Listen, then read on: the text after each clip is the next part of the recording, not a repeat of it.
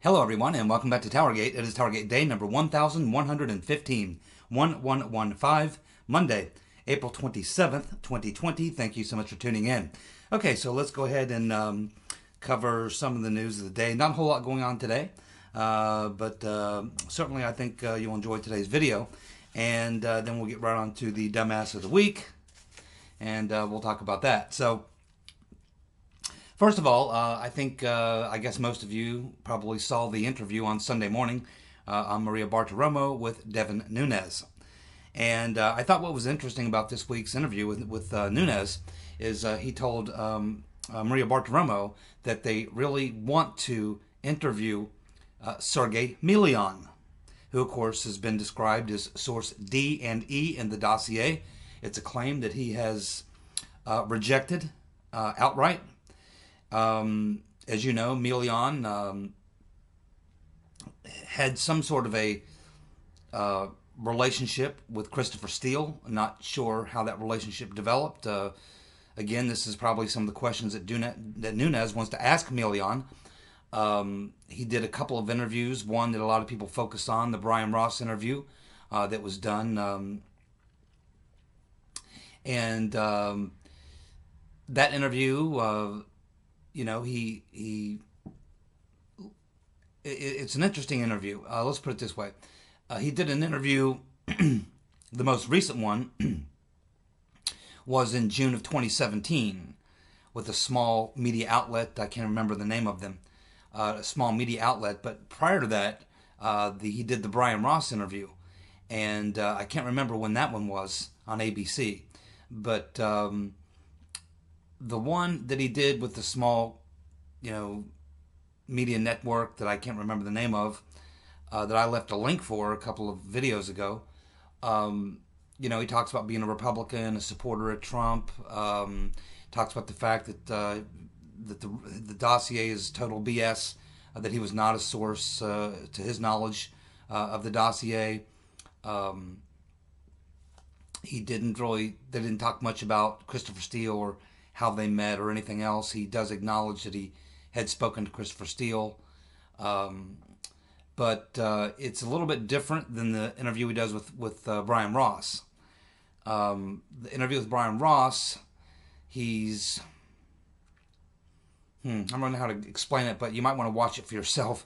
But he seems to almost be playing into the narrative a little bit. But, he doesn't come out and admit to being the source or anything like that. He's not endorsing the conspiracy theory or anything like that. But maybe it's just the way that Brian Ross is asking the questions. Brian Ross is kind of leading him in that interview to try to get something out of him that sounds like he had this relationship with Donald Trump, which he really doesn't have a relationship with Donald Trump. He met him one time, had to do with a business meeting involving real estate and selling about 200 units of properties in Miami. And they talk about that. And in that interview, he basically says, Trump's a businessman, an international real estate guy. He knows that there's a lot of investors in Russia who invest in properties around the world, and particularly interested in the United States. And that Millian says in that interview that Trump's primary interest, as far as he could tell, was in selling those 200 units of properties in Miami. And he just basically makes a joke at that point that, Trump likes doing business, he likes making money, and he likes Russian women. And it was that, but Trump, I think he was talking about, in that case, he was talking about the fact that Trump, of course, used to own the Miss USA pageant, and he liked going there to see the beauty pageants, to see all the beautiful women and things like that. So I think that that's what Millian was commenting on. I mean, you can tell that Brian Ross is trying to ask questions in such a way that makes it sound like, to make it look like Millian is more of a player than he really is, and that there's this connection going back to 2006 between Trump and Russians, where Millian, he does make it clear in that interview to Brian Ross that well, we don't ever talk politics. There's no politics or anything like that talked. Remember, this is back in 2006. Trump's a businessman. He's not a politician or anything like that. And so his interest is in money, investors, putting deals together. And Millian is a Belarus American citizen born in Belarus, and he is also in the real estate business. And he's also heads some organization that tries to improve relations between Russia and the United States. So this is what really comes out of the interview. There's nothing damning in the interview. It's just the way that Brian Ross is trying to, just the way that Brian Ross asks the questions, and the questions that he asks are sort of leading questions, which would make Millian look like he's closer to Trump than he really is, and to make Trump look like he's closer to Russia than he really was. Trump's interest isn't really in Russia. Trump's interest is in guys with money. And there's a lot of guys with money. But something else is really interesting in that interview with Brian Ross is that Millian says, you have to remember, here we are in 2017, and we have all this Russia stuff, Russia being involved in the election, and so there's a lot of chaos. Relations are not really today what they were back in 2006. And then he goes on to explain that back in 2006, it was Obama who had, would really be pushing for, this relations to improve. And I'm not really sure why, because actually Obama wasn't even president then. I mean, Bush was. But, this is what he's saying in the interview, that relations with Russia in 2006 were on pretty good terms.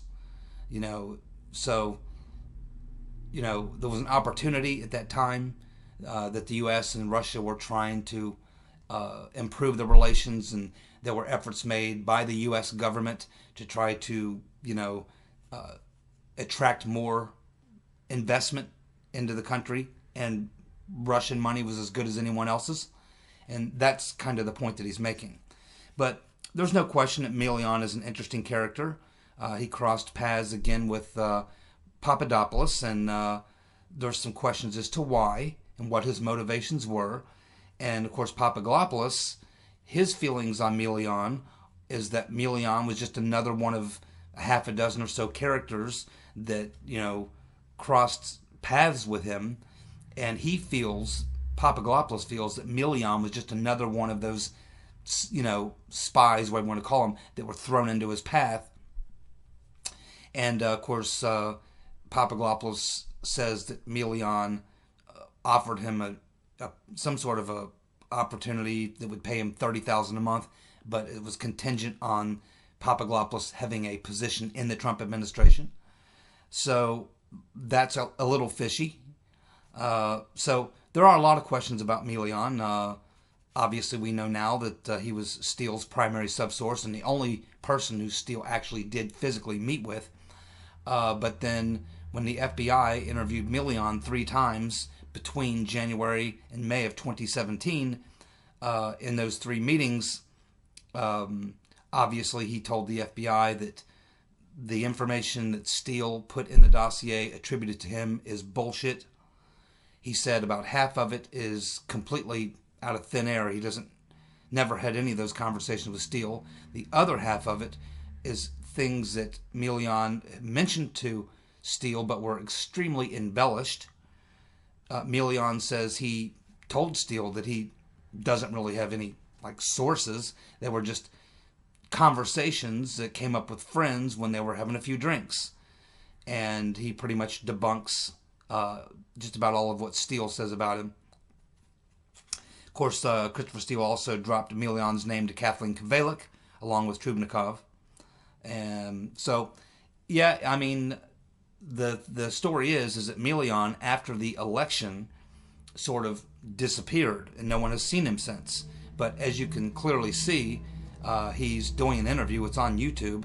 You can see he's clearly doing an interview after the 2017 election in the spring of 2017 with this small news outlet. And so he didn't flee right after the election. The election was in November of 2016. But in the early to mid-spring of 2017. He was obviously still in the States because he's doing a YouTube interview. Now, I'm not sure what date the interview was done, but it's posted on YouTube. The date that it's posted on YouTube is, I believe, May of 2017. So it's not like Millian totally bugged out. Now, Nunes says that they are reaching out to Millian. They don't know where he is and how to get a hold of him, but they believe he's not in the country, that he's somewhere else. So, and that would make sense because in one of those interviews, I think it was the second interview, the one I just referred to, Millian suggests that the newspaper stories and everything that was written about him really hurt his reputation. And by making him out to be like a Russian spy or working with the Russians and being involved in what went on in the 2016 election. And of course, he talks about the fact that, you're in real estate, you get your name caught up in some stuff like that. It tarnishes your reputation, and people, no longer want to do business with you or whatever. So this would explain maybe why he left the country, because maybe his opportunities dried up as a result of him being caught up in this Russiagate scandal. And that may explain why he maybe had to go somewhere else to do business somewhere else. So no one really apparently knows where he is. He had been living in New York. Apparently he had a property in New York and a property in Florida. But Nunes, of course, is saying that he doesn't really know where Millian is. So anyway, yes, a lot of people would like to talk to Millian. Should be also noted that there were other characters at that time who were also crossing paths with Millian. And there is a photo of Millian with Senator Magoo, the late Senator McCain. There is a photo of them together. I would not be the least bit surprised if David Kramer may have some information. So Nunes may want to contact David Kramer and see if David Kramer can put him in touch with Millian. They might, there's some other people that they could talk to, but yes, I do hope that they get Millian. I think that they should bring Millian in an open hearings. Now, that won't happen with Schiff in control, but certainly I'm sure if Nunes is successful at getting a meeting with Millian, it probably would happen outside of D.C. somewhere. They probably arrange a meeting somewhere. Nunes said that they can protect him, that they can get him protection if he's worried about, his life, which I would be if I were Millian and I were coming in to give information that goes against the narrative. So I guess my personal feeling, my gut feeling, and I don't know this, I just know from what I've been reporting on in this story for close to 3 years, is my take on Millian is that he seems to be a character who, he's an opportunist, I'm sure. He probably took advantage of an opportunity, didn't expect his name to come out. I don't think he was intentionally a part of any type of a coup or anything like that. I don't think he really knew what was going on.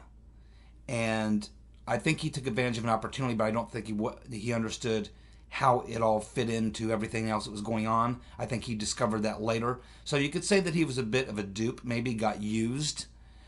He was just, he's an opportunist. He was taking advantage of opportunities without really understanding the full, deep story behind what was happening, why it was happening. He probably just looked at this as, well, it's just another opportunity, and here's a connected guy. I like connected people.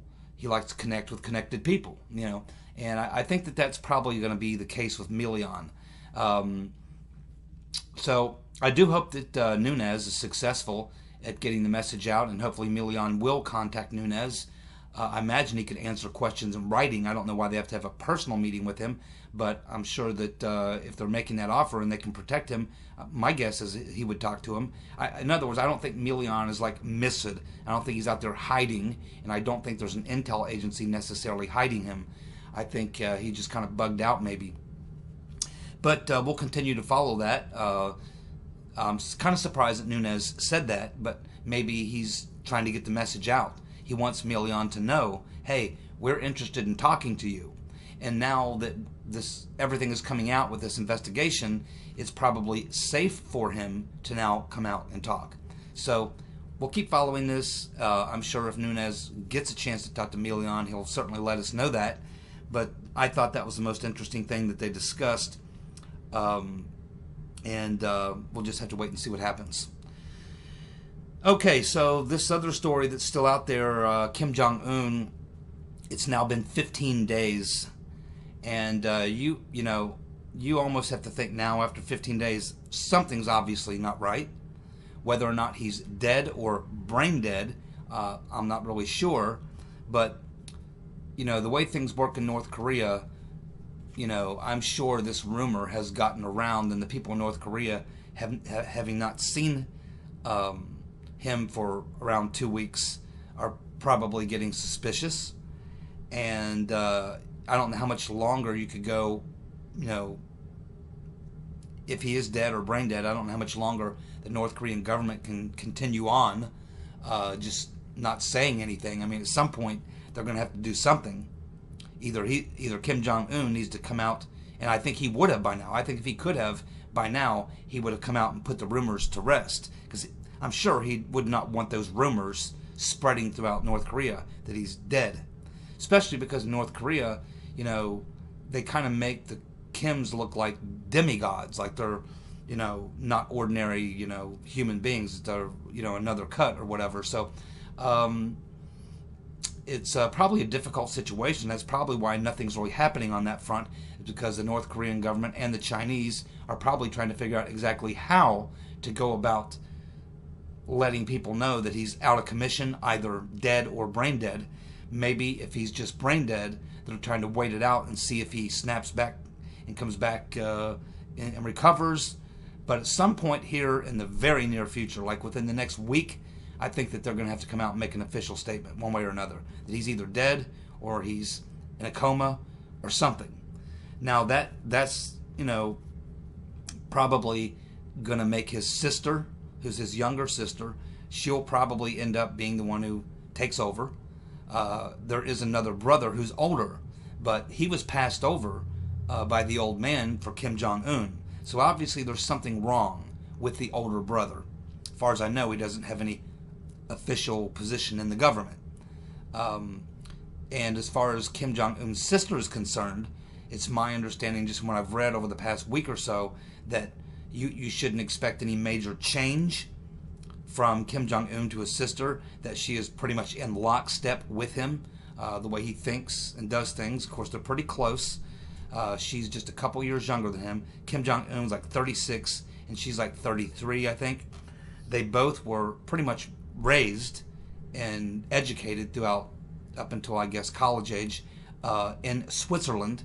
So they kind of grew up together in Switzerland. And then once they got like college age, out of college, then they came back to North Korea. So they're close. Obviously, the older brother is not.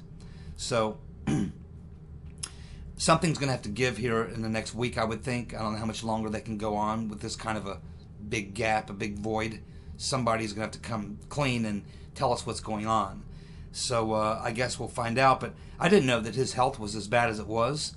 But I read something yesterday where they said that, he couldn't walk more than, 100 yards without having to stop, and he would literally be panting, out of breath. So we know he wasn't in very good shape. He liked to, eat a lot, drink a lot, smoke a lot, drink a lot. Didn't exercise. Obviously, he was overweight. So he had a lot of health issues, but it sounds like a heart attack is what it sounds like.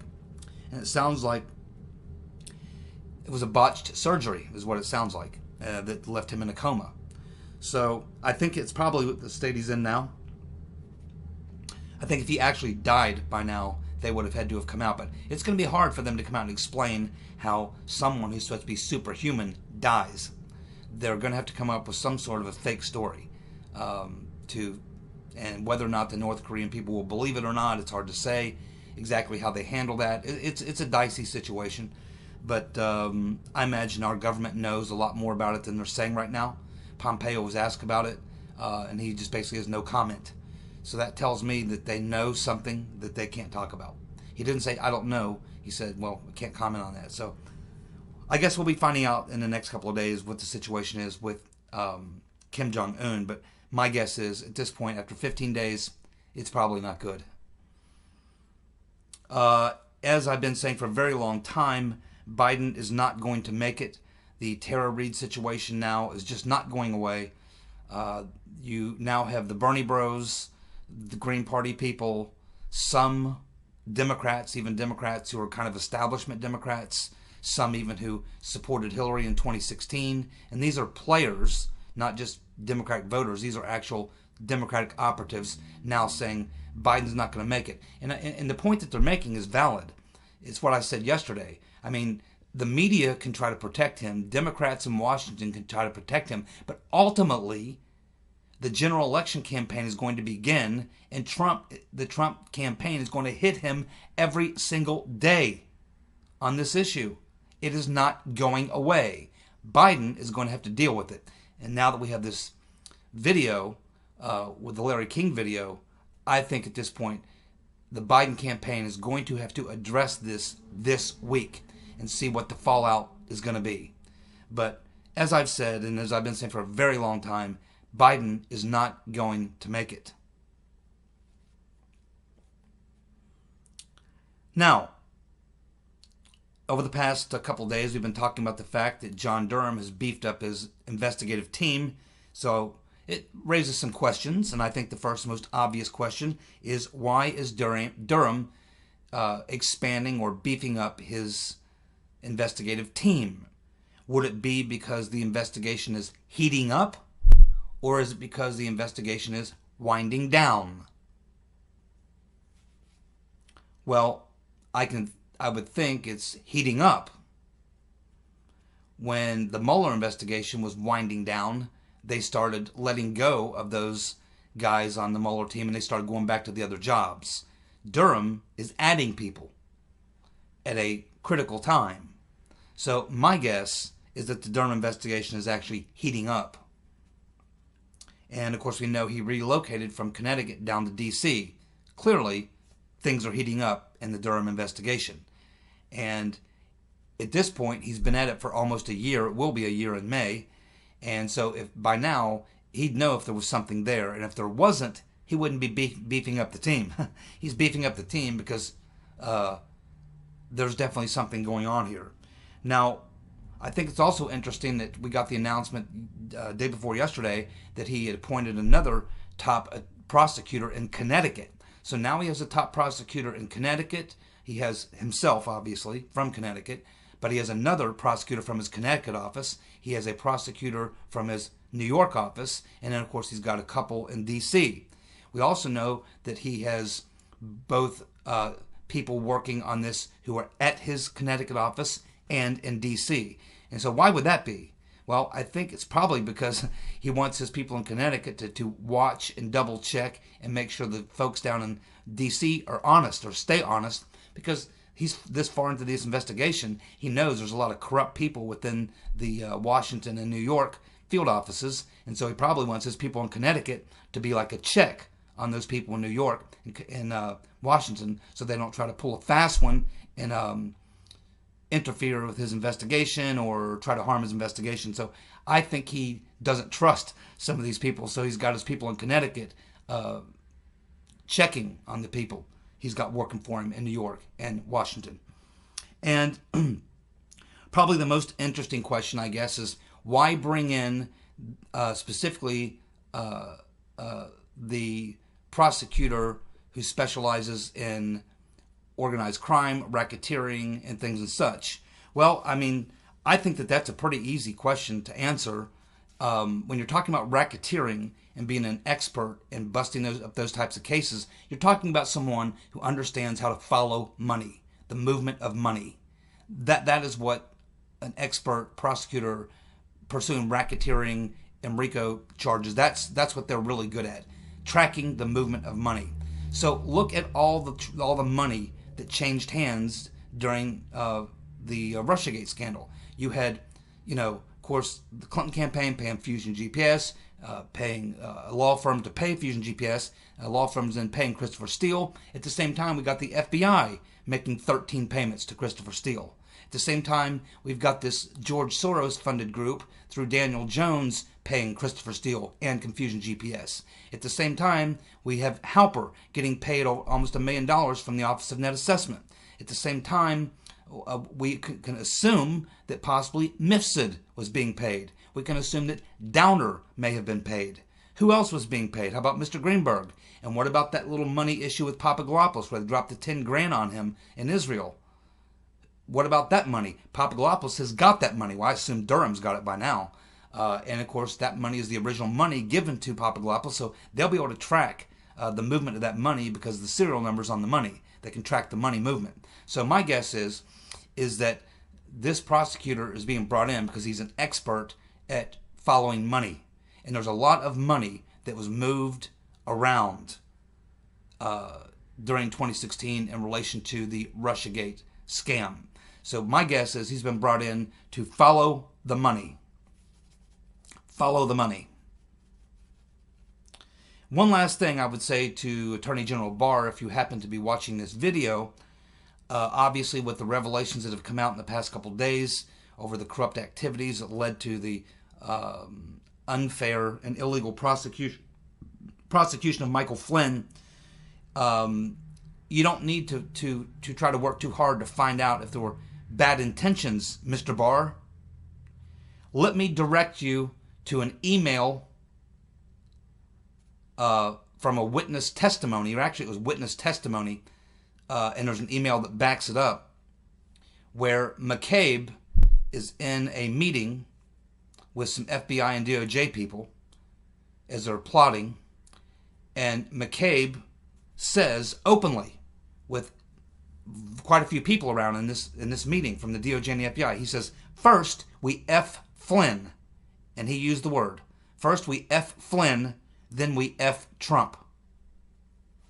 There you go, Mr. Barr. Take a look at that comment by Andy McCabe with those FBI and DOJ lawyers in that conference room where he says, first we F Flynn, then we F Trump.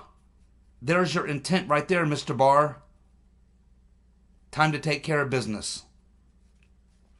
Let's not forget that McCabe had a beef with Flynn before any of this because there was a woman who got into a tiff with McCabe. She was in the FBI, and they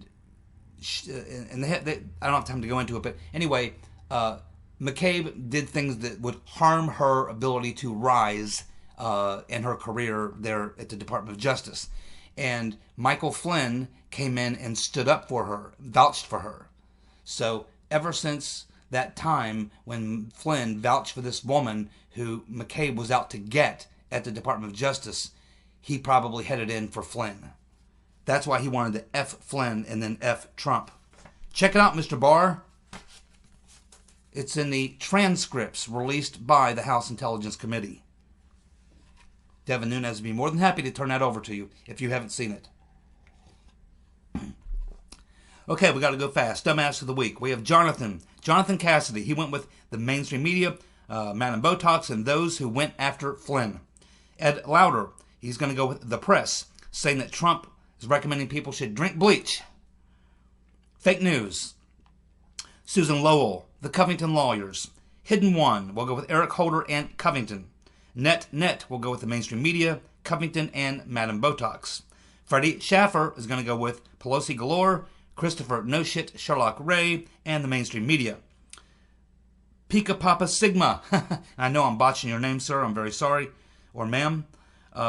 Mainstream media and the Commie News Network. Douglas is going to go with Boris Johnson. He's going to go with me, yours truly, for my diagnosis of Biden as having dementia. Clearly he doesn't agree. And John Solomon. Peter James is going to go with the Wild-Eyed Commie, AOC, along with the mainstream media and Covington Law Firm. Jeanette Bateman will go with Pelosi, Covington Law Firm, and the mainstream media, specifically CNN. Jamie Anzavino will go with the media and Covington. Andreas Manuela will go with Kumo, along with the Commie News Network and Pelosi Galore. Damian Hornet will go with the media and the Biden family. Lori Holt will go with the White House Press Corps, Madam Botox and the DOJ/FBI withholding the Brady material. Oregon Outback, Oregon Outback, or Outlook. I've got Outlook. I think it's Outback. The makers of bleach and Lysol for sponsoring the Trump briefings. That's a good one. Sue Sung will go with Weijia Jiang, who's a CBS reporter, along with the Communist News Network, and Madam Botox. Jenny Tweets will go with Pelosi about her comments about Trump telling people to use Lysol, which is fake news. We have Cards is going to go with Madam Botox. Joe Mack will go with all the Nazi dim governors locking up we the people. Absolutely. Well done, Joe Mack. Larry Rydell will go with Trump and regarding the Brian Kemp issue. I don't have time to go into my thoughts on how I feel about all that with Trump being opposed to Kemp wanting to undo the lockdown. I don't know if it has something to do with him selecting this Senator what's-her-name over Doug Collins. I'm not sure if that's in the mix or Trump just playing it safe. He did pretty much leave it up to the governor, and he is leaving it up to the governors. He put out the guidelines, but it's up to the governors. I'm not sure if there's a personal beef there or not. There's a lot to talk about there. Not enough time in this segment, but hopefully we'll get to it. Birdwell, I was going to go with the media. Larry Lyons is considering Trump for the same reasons that Larry Rydell was just mentioning. A lot of people are not real happy that Trump's really kind of shut down the country, the economy, and I guess fallen for this hoax or whatever. It's a complicated thing, not something you can sort out quickly, and I'm not even sure I fully understand it. I do understand, however, people who have this opinion. I myself am struggling with this, and I'm not sure I have enough information to make a rational argument for whether or not I agree. I don't know what information Trump's given. I don't know what kind of pressures he's under, what his thoughts are. I can't get inside his head, but I think he'll make the best decision for the country, and he also has to preserve himself, because if we lose Trump, we lose everything, right? So there's a lot going on there. It's Angry Bob is going to go with Covington Lawyers, the mainstream media, and AOC. Joey D is going to go with Lysol CEO and fake news. Gregory Woolley will go with Bill de Blasio. Michael is going to go with the mainstream media and the idiots who believe the mainstream media, along with the Covington Law Firm. JV will go with Me and You and a Dog Named Boo. Living and traveling across the land, I believe the song goes. For tolerating all this BS. Kate Tozzi will go with anyone who believes the POTUS immigration ban will improve anything. Yeah, there's a lot to debate on that. Scott Johnston will go with the Bug-Eyed Fool. Sane Environmentalist will go with, Sane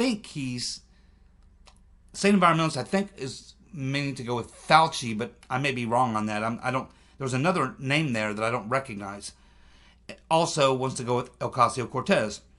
Gordon Barron will go with Covington, Law Firm, Pelosi, and AOC. Kurt Nasta will go with anyone who doesn't believe in the coup attempt on President Trump. Yeah, if they don't believe it by now, with all that's come out, they're living in denial. Believe me, the media, the fact that they're not reporting on it, doesn't mean they don't know about it.